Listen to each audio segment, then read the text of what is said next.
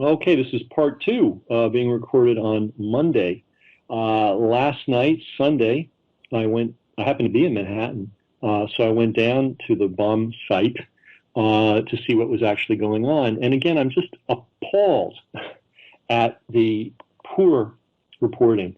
How many people watching TV realize that 23rd Street in New York City is a major thoroughfare? It's two lanes, lots of traffic. It's one of the major cross streets.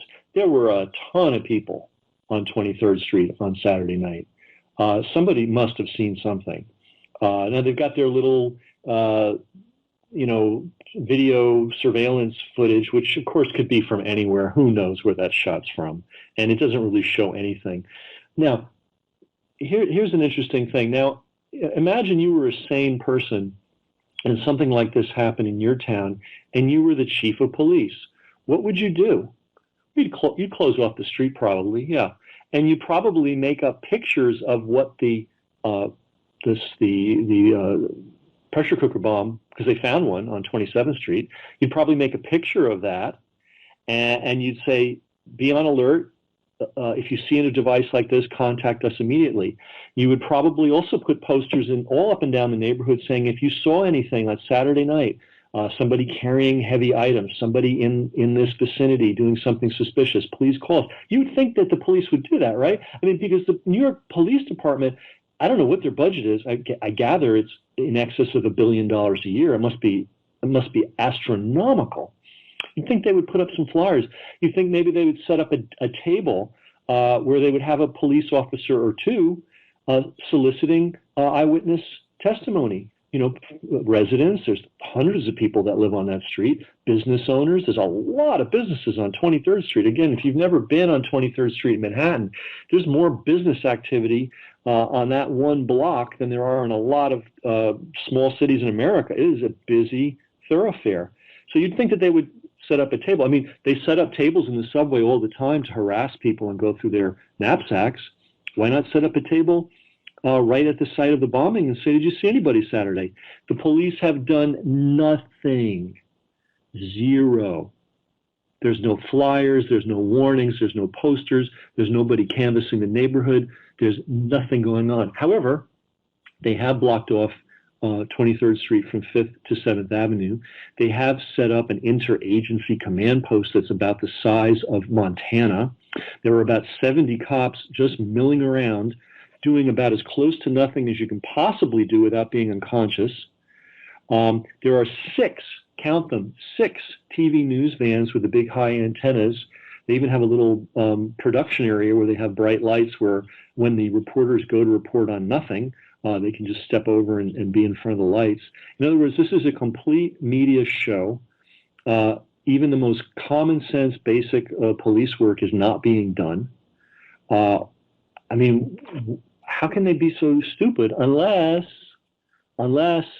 they're waiting for the story to come to them? Now, we've already got holes in this story. We've already got inconsistencies. We've already got absurdities. One bizarre thing is the 27th Street pressure cooker bomb. They're very vague on where they found it. They're very vague on who found it. They're very vague on the circumstances under which it was found, and they keep changing their story all the time. Now, if you were a cop and a suspect came to you with stories like that, you'd be wondering, how did this thing get found again? Who found it? So again, I don't know what happened. You know, we don't necessarily need to know exactly what happened, but we need to be aware of things that don't make sense. So it doesn't make sense that they're not canvassing the neighborhood where this took place, because again, there could have been hundreds of eyewitnesses. They're not canvassing the neighborhood. They're not giving a very coherent story on the second device that was found. What they are doing a very good job of is creating hysteria. They're just saying there's a threat. If you see something, say something. But again, they're not cooperating and telling the public what specifically to look for. Now, they've got a guy, they've shot him in Elizabeth, New Jersey, and apparently he is the co-owner, he's the son of the owner of a pizza parlor in Elizabeth. Elizabeth is a impoverished city on the other side of the Hudson River, not too far from Manhattan. But the thing you have to know about New Jersey and New York and even the boroughs is if you're running a pizza parlor in Elizabeth, New Jersey, you're not coming to Manhattan a lot, if at all. So the question is, why did they pick, whoever did this, why did they pick 23rd Street? It's just strange. And why did they, if in fact it's the same group that left the bomb on 27th Street, why that neighborhood? It's just there's a lot of action in that neighborhood, but it's kind of obscure. It's not Times Square. It's not the UN. And if they wanted to make a message, why didn't they go to the UN neighborhood? It's just a very odd thing. Hard to imagine a guy, I mean, again, you have to live in the New York metropolitan area. It's hard to imagine a guy getting into a car, and he certainly needed a car.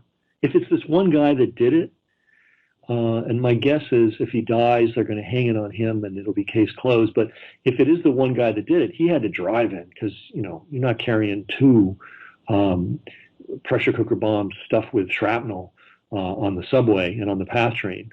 Actually, I don't even know. No, he'd have to come in. He'd have to come in by car. There really is not even any mass transit. So the other thing that's weird about this is there's different kinds of bombs. Like apparently the one in the seashore area in New Jersey was a pipe bomb, and apparently the one in New York City was a pressure cooker bomb, or at least that's the one they found on 27th Street. Well, bomb makers, it's not like they're a jack of all trades. They kind of figure out how to do one thing, and that's it. So the fact that there are multiple bombs is really odd, and it's really noteworthy.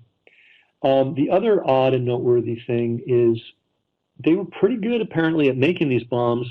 They were really bad at placing them. They just didn't put them in areas where, like for instance, the one on 23rd Street, they put inside of a metal container. So that kind of reduced the damage could have been terrible. I mean, apparently the thing was filled with ball bearings and they would just shoot out like bullets. And if you're anywhere near that thing, you're going to be picking bullets, ball bearings out of your hide. I have to say another weird thing. Nobody has interviewed anybody that was injured, unless I'm missing it. So they say there's 24, there's 25, there's 29. There's not a single interview, not an interview with a doctor, not an interview with a patient. That's strange when you compare it to the other kinds of terrorist things that we've seen where they just can't get to the hospital fast enough. They can't get to the hospital bed of the victim fast enough. But in this case, they don't really want to talk to anybody. Now that's really strange. In other words, they have all day to talk about this, right? CNN, all the local news channels here, like that's all they're talking about. But these people, they're just a number. They're a number out there and they're not important. So the placement of these things was strange. The placement of the last bomb is very strange. Apparently, this thing was left on, not in a trash can, but on top of a trash can in plain sight in the same town as the guy they're pinning it on and who they just shot and who's now in custody. Really? He managed to get all the way down to the Jersey Shore, which is a bit of a trip. He managed to get all the way into Manhattan by car, which is always a hassle, no matter whether you're a terrorist or a commuter. And he managed to place these things, pretty intelligent. I mean, not the greatest placement in the world, but, he did something. He concealed them in some way. But in his hometown, he's just going to put it right on top of a trash bin so that it's completely obvious to everybody. And again, the people that found it, they're not being interviewed by the news. They're not being named. They're not heroes. They're not citizen heroes. If you see something, say something. It's all very strange, as usual. And, we've got to remember that the first World Trade Center bombing, one of the guys involved in that was an FBI informant. Even the New York Times reported that. We also have to face the fact that the overwhelming majority of terrorism arrests in the United States in the last several years have always been a situation where the FBI has enticed somebody into doing something. And then when they said, yeah, I'll do it, then they arrest them. it's very possible that somebody was given the task of just taking these devices and putting them in trash cans in random places and may have had may not even know what they were. Who knows? Who knows? But, people are making comparisons with the Boston bombing. Well, the Boston bombing clearly was not what they say it was. Clearly was not a pressure cooker bomb. There clearly was no shrapnel. You can tell that just by looking at the pictures. Nothing got shredded.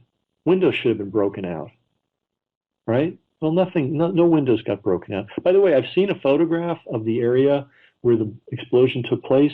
I mean, maybe I'm misseeing it, but there's two cars right by where the explosion took place, and there's no windows broken out. Now, that doesn't mean anything, but it's just a little strange. But anyway, the Boston bombing, it turns out, well, they actually knew the guy that did it. Actually, the FBI had been talking to him, and then they went on a manhunt for these guys and killed one of them. And the other one, has been unable to talk to anybody since he was arrested, except for his lawyers. That's a little suspicious. And then the one witness the FBI wanted to talk to in Florida, remember what happened to him? He got shot by the FBI agent because he said he lunged at me. Well, the guy was on crutches. Kind of hard to lunge. I've been on crutches. If you have been, lunging's a little hard. You're not really going to be quite effective in a fight on crutches. So a lot of strange things about this. It'll be very interesting to see how it all plays out. But clearly, they are more interested in scaring the shit out of you than they are in giving you useful information or even conducting a proper investigation. Because a proper investigation would include flyers all over that neighborhood and cops canvassing to get eyewitness accounts from the people who live and work there. And they're not even bothering to do that, even though they've got 70 cops on the block playing with their cell phones and eating donuts.